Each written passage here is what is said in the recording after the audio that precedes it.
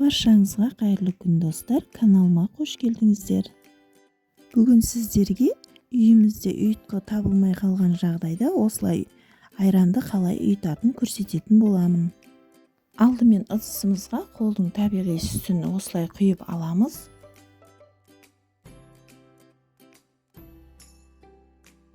Одан соң баяу отта сүтімізді пісіреміз. Осылай сүтіміздің беті қаймақтасып бастағаннан сүтті осылай сапырып пісірсеңіздер, айранымыз өте қою, әдемі болып шығады.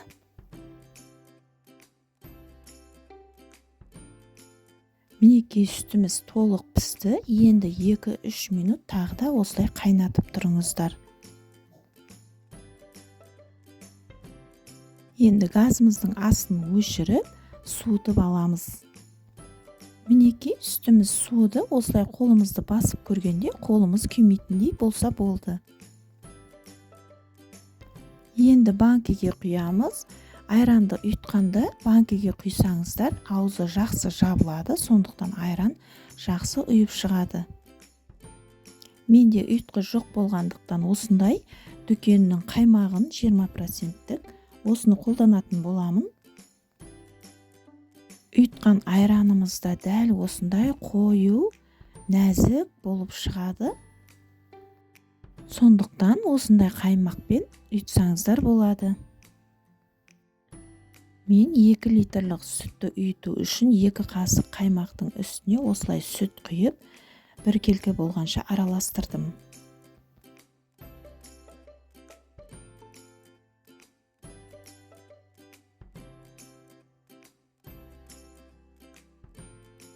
Енді сүтіміздің үстіне құйып, жақсылап қасықпен араластырамыз.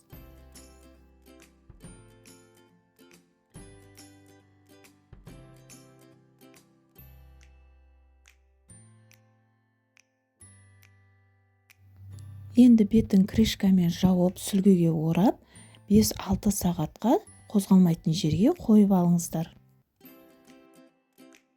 Қозғалып кетсе, айранымыздың бетіне суы шығып, дұрыс ұйымай қалуы мүмкін. Мен мінекей 6 сағат қойдым. Енді айранымызды ашып көрсек, өте әдемі болып ұйып шықты.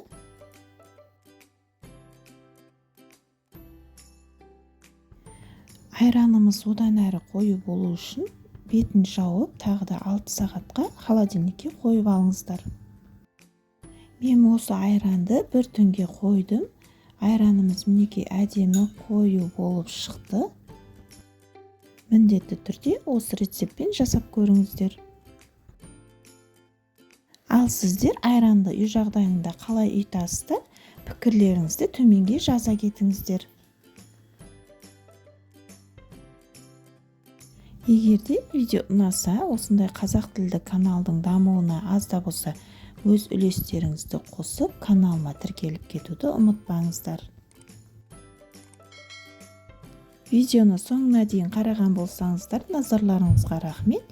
Келесі видеода көріскенше сау болыңыздар.